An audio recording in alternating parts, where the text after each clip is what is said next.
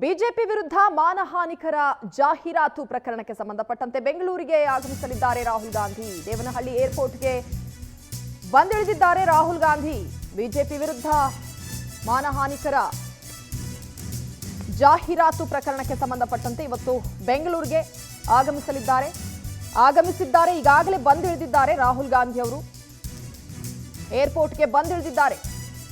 City civil ಕೋರ್ಟ್ಗೆ ಹಾಜರಾಗ್ತಾರೆ ರಾಹುಲ್ ಗಾಂಧಿ ಅವರು. ಈಗಾಗಲೇ ಬೆಂಗಳೂರಿಗೆ ಆಗಮಿಸಿದ್ದಾರೆ. ಬೆಳಗ್ಗೆ 10:30ಕ್ಕೆ ಜನಪ್ರತಿನಿಧಿಗಳ ವಿಶೇಷ ಕೋರ್ಟ್ಗೆ ಆಗಮಿಸುತ್ತಾರೆ. ಜೂನ್ 7ರಂದು ಹಾಜರಾಗುವಂತೆ ಕೋರ್ಟ್ ಸೂಚಿಸಿತ್ತು. ಹೀಗಾಗಿ ಇವತ್ತು ಬೆಳಗ್ಗೆ 11 ಗಂಟೆಗೆ ಕೋರ್ಟ್ಗೆ ಹಾಜರಾಗ್ತಾರೆ. 10:30ಕ್ಕೆ ಜನಪ್ರತಿನಿಧಿಗಳ ವಿಶೇಷ ಕೋರ್ಟ್ಗೆ ಅವರು ಬರ್ತಾರೆ. ವಿಚಾರಣೆ ಇದೆ. ಈ ವಿಚಾರಣೆಯನ್ನ ಎದುರಿಸೋದಕ್ಕೋಸ್ಕರ ಇವತ್ತು ರಾಹುಲ್ ಗಾಂಧಿ ಅವರು ಬೆಂಗಳೂರಿಗೆ ಬಂದಿರುವಂತದ್ದು. ಈಗಾಗಲೇ ಏರ್ಪೋರ್ಟ್ಗೆ ಬಂದಿಳಿದಿದ್ದಾರೆ. ಇನ್ನೇನು ಸ್ವಲ್ಪ ಹೊತ್ತಲ್ಲಿ ಅವರು ಕೋರ್ಟ್ಗೂ ಕೂಡ ಹಾಜರಾಗ್ತಾರೆ. ಈ ವಿಚಾರಣೆಯನ್ನ ಎದುರಿಸ್ತಾರೆ. ಬಿಜೆಪಿ ವಿರುದ್ಧ ಮಾನಹಾನಿಕರ ಜಾಹೀರಾತು ಪ್ರಕರಣದಲ್ಲಿ ಅವರು ಆರೋಪವನ್ನ ಎದುರಿಸುತ್ತಿದ್ದಾರೆ. ಹೀಗಾಗಿ ವಿಚಾರಣೆಗೆ ಹಾಜರಾಗಬೇಕು ಅಂತ ಕೋರ್ಟ್ ಸೂಚಿಸಿತ್ತು. ಈ ಹಿನ್ನೆಲೆಯಲ್ಲಿ ಇವತ್ತು ಬೆಂಗಳೂರಿಗೆ ಬಂದಿಳಿದಿದ್ದಾರೆ.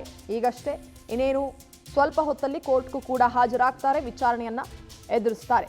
ಈ ಪ್ರಕರಣದಲ್ಲಿ ಸಿದ್ದರಾಮಯ್ಯ ಹಾಗೆ ಡಿಕೆ ಶಿವಕುಮಾರ್ ಅವರಿಗೆ ಈಗಾಗಲೇ ಷರತ್ತುಬದ್ಧ ಜಾಮೀನು ಕೂಡ ಮಂಜೂರಾಗಿದೆ. ಹಾಜರಾತಿ ಹಿನ್ನೆಲೆಯಲ್ಲಿ ಜಾಮೀನನ್ನ ನೀಡಿದೆ ಕೋರ್ಟ್. ರಾಹುಲ್ ಗೈರು ಹಿನ್ನೆಲೆ ಖುದ್ದು ಹಾಜರಾಗಲು ಅವರಿಗೆ ಸೂಚನೆಯನ್ನ ನೀಡಿತ್ತು. ಹೀಗಾಗಿ ಇವತ್ತು ಬೆಂಗಳೂರಿಗೆ ಬಂದಿಳಿದಿದ್ದಾರೆ.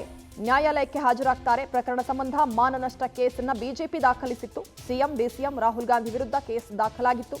ಇವತ್ತು ಖುದ್ದು ಕೋರ್ಟ್ಗೆ ಹಾಜರಾಗ್ತಾರೆ ರಾಹುಲ್ ಗಾಂಧಿ. ಜಾಮೀನು ಸಿಗುತ್ತಾ ಅವ್ರಿಗೂ ಕೂಡ ಕಾದು ನೋಡಬೇಕು.